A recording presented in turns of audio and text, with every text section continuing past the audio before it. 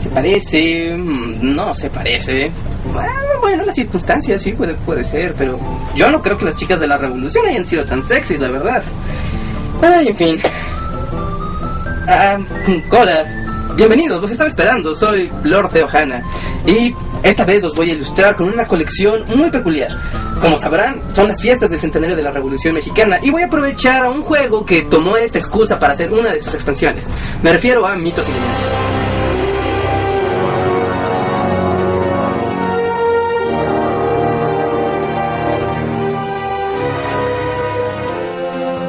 Dado que las cartas de Mitos y Leyendas son un juego, no me puedo quejar del todo por ellas. Es decir, sus imágenes de pronto son un tanto dramáticas.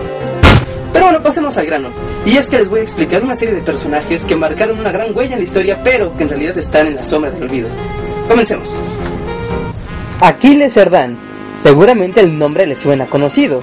Hay avenidas, escuelas, hasta poblaciones con su nombre. Y en lo personal al único que me remite es una estación del metro de la Ciudad de México donde hace un calor infernal. Y si tiene una estación, suena a que fue alguien bastante importante. Aquiles Cerdán fue un líder obrero del estado de Puebla. Fundó el periódico Club Antirreeleccionista en la clandestinidad y era conocido por defender a los obreros de las injusticias y buscar un cambio en el gobierno. El problema era que Cerdán usaba su casa como depósito de armas que planeaba distribuir al iniciar la revuelta maderista. Así, igual que el amigo mexicano de Sarah Connor. No se puede negar que estaba en problemas.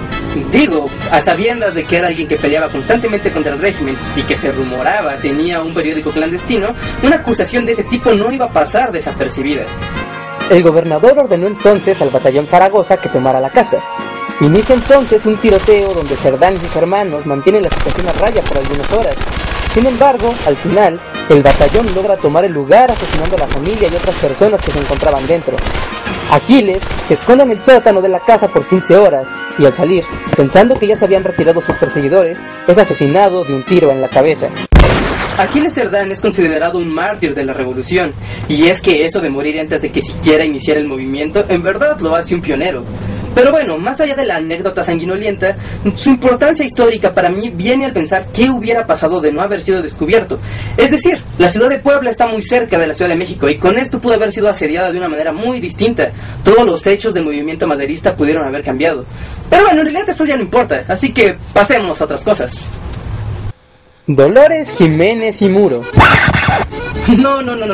Dolores no era así de joven y sexy, al menos no durante la revolución. La Dolores que nos interesa realmente es esta. La aclaración es importante, y es que imaginen que en sus libros de texto aparezca el presidente de Estados Unidos, Barack Obama, y la imagen sea esta. Sí, la imagen es más llamativa, pero a fin de cuentas resulta muy confuso. Pero bueno, creo que no me puedo poner riguroso con un juego de cartas. Dolores tuvo una educación que fue rodeada por un ambiente liberal. A sus 30 años, sus padres mueren, y comienza a participar en la educación y causas altruistas que la acercan a conocer la pobreza con sus propios ojos. Para 1910 era una reconocida periodista, claro, tan destacada como podía llegar a ser una mujer de la época, y ya con 60 años de edad, encabezó una protesta por los derechos de la mujer, donde es arrestada. Sin embargo, una sorpresa le esperaba un año más tarde. En 1911 se convierte en aliada de los zapatistas por orden directa de Emiliano Zapata y se le otorga el grado de coronela. Comienza a redactar para el diario Regeneración y Concordia. A su vez, fue la redactora del prólogo del Plan de Ayala. Conocedora de las leyes y política, apoya al mismo tiempo a Madero. Más tarde, escribe contra Huerta. Dolores Jiménez fue un personaje muy importante en la lucha feminista de la época, todo esto utilizando el periodismo como herramienta. Y claro, esto ayudaría a desarrollar lo que serían los movimientos de décadas siguientes. Bien por ustedes, chicas. Un dato interesante de Dolores es que jamás contrajo nupcias. Esto bajo el argumento de que el matrimonio no le permitiría llevar a cabo sus ideales con tranquilidad.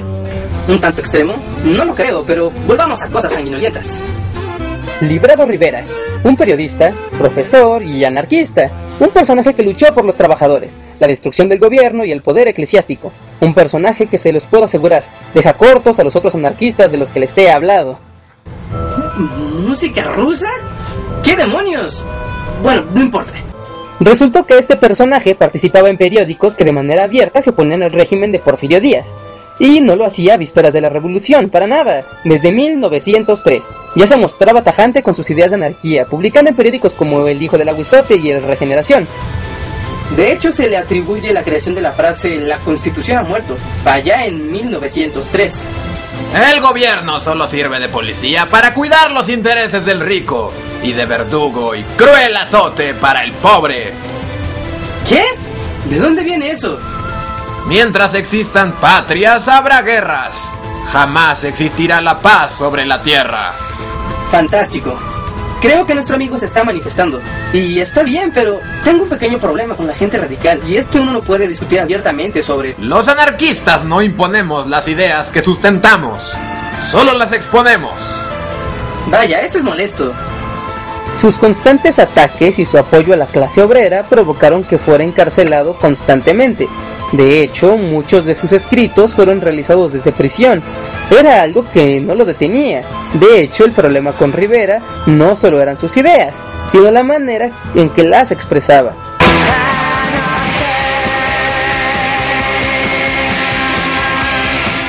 Muy bien, creo que esa frase me acaba de ahorrar un ejemplo más gráfico. El gran aporte de Librado Rivera es la construcción del pensamiento sindical. Esto fundado con base en el anarquismo y el poder de los obreros sobre los bienes de producción, lo que se traduce en una combinación del sistema anarco-sindicalista con el democrático que se establecería más tarde, y que daría forma al funcionamiento de las organizaciones obreras más viejas del país, como la CTM, Luz y Fuerza, o el Sindicato Nacional de Trabajadores de la Educación.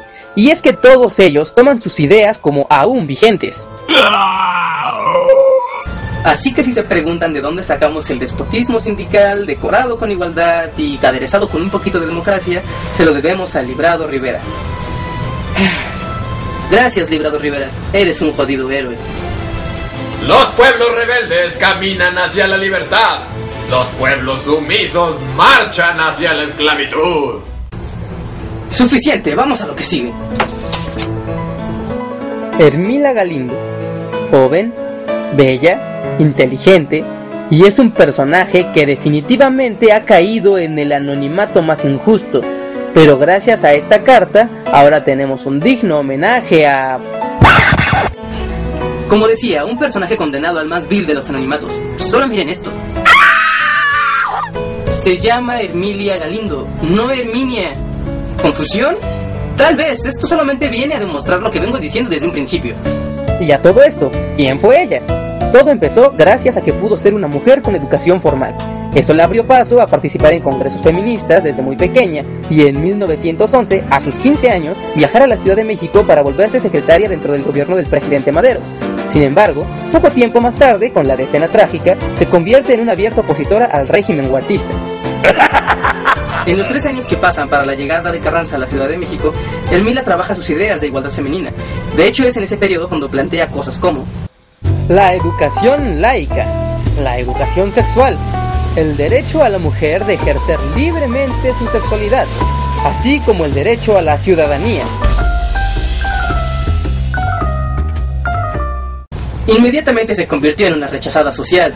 Las mujeres la odiaban y los hombres le temían, pero eso no importó para que Carranza la adoptara como su secretaria personal y de hecho la volviera también su representante en Cuba y Colombia.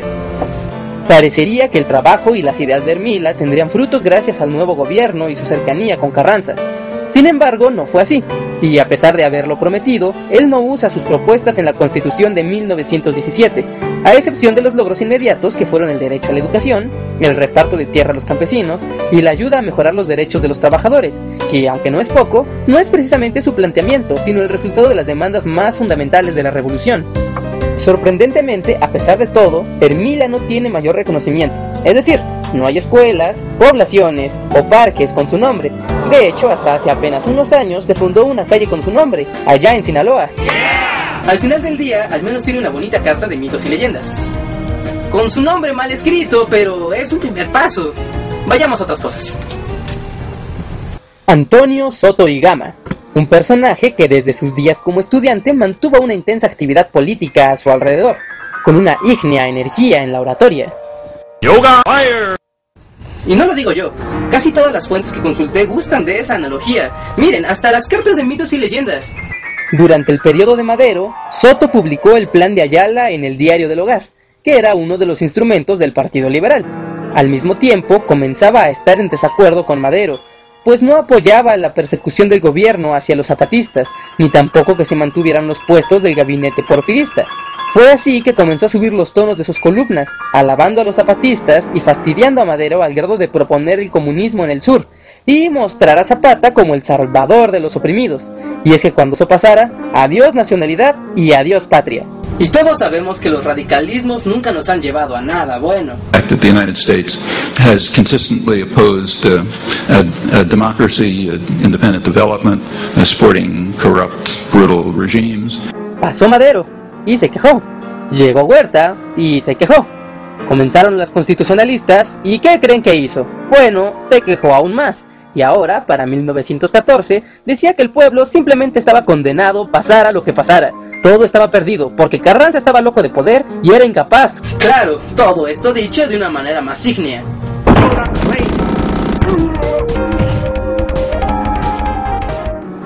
Siendo Soto y Gama parte del movimiento zapatista y admirador ferviente de su líder, no tardó en hacerse de un lugar importante y de confianza. Así que cuando se celebró la convención de Aguascalientes, ¿a quién creen que mandaron para convencer a todos de agregar los puntos del plan de Ayala? Así es, Zapata mandó a Antonio Soto y Gama, pero no como representante, sino como vicepresidente, llamando a su vez a un periodista conocido por ser más reservado, llamado Paulino Martínez. Había que ser radicales, pero mejor no arriesgar el todo por el todo, y déjenme decirles una cosa. Esa fue una excelente decisión después de ver lo que pasó en la convención. El 27 de octubre de 1914 se celebró la llegada de los representantes zapatistas. En ella, previamente se había pactado que todos los participantes firmarían sobre la bandera de México, para acordar que a pesar de todas las diferencias que pudieran surgir, la patria estaba primero. Esta es una de esas situaciones incómodas que terminan teniendo muchas versiones. Y allí estaba Antonio Soto y Gama, frente a toda la convención, la bandera dispuesta a ser firmada, cuando de pronto comenzó su discurso que hablaba de las mentiras históricas que representaba la bandera, de la obligación de la revolución de destruir esas ideas y de la insignificancia de firmarla al decir: yo no voy a firmar ese trapo. Fue entonces que tomó la bandera, la alzó y trató de romperla. Un momento, por favor.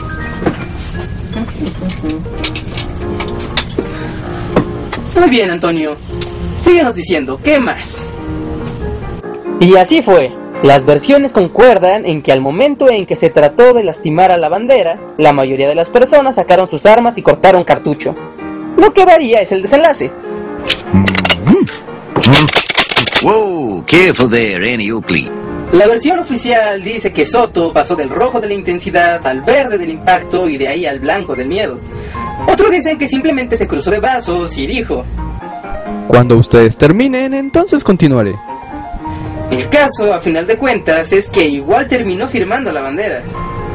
La participación de Soto, más allá de dar una anécdota para la convención, se traduce en que a pesar de todo, logró hacer que se incorporaran varios puntos del plan de Ayala a la convención, al mismo tiempo que dio fuertes argumentos para que Carranza no se convirtiera en líder de la revolución, para que en vez de eso, se eligiera un presidente interino, que sería Eulalio Gutiérrez.